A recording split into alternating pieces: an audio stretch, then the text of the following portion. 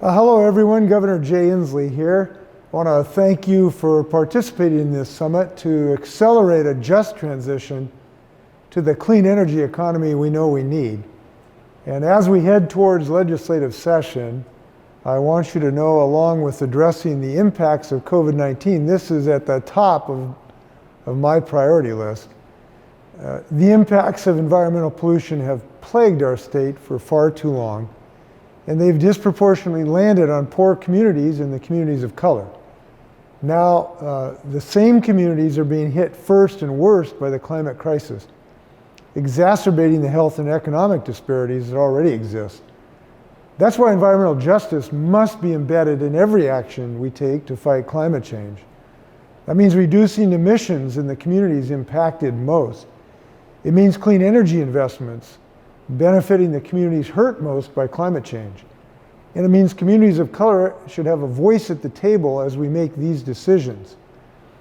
We know climate change is the existential threat that we all face, but it is also an enormous opportunity.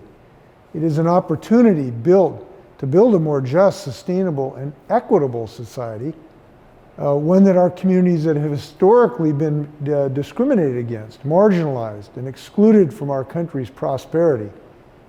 Though we have a long way to go, we are beginning to plant those seeds to move in this direction towards justice in our state. As you know, I've led the creation of strong science-based standards to limit greenhouse gas emissions, and I'll be asking the legislature to commit to meet them in a way that centers on environmental justice. We passed the nation's best 100% clean electricity bill in 2019, which included strong requirements for utility companies to meet that standard equitably. And we're now implementing recommendations from our Environmental Justice Task Force, which we formed with the help of Front and Centered.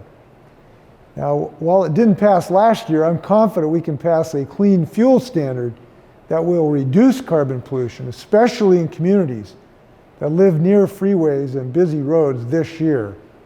And I will be working with a diverse set of legislators to take more decisive, science-based actions that improve environmental justice in Washington state.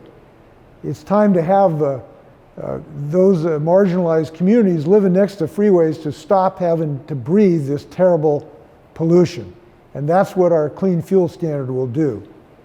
So your work the next 2 days will help us do that. Thank you for being in this fight. Best of luck, stay healthy, and let's go get them.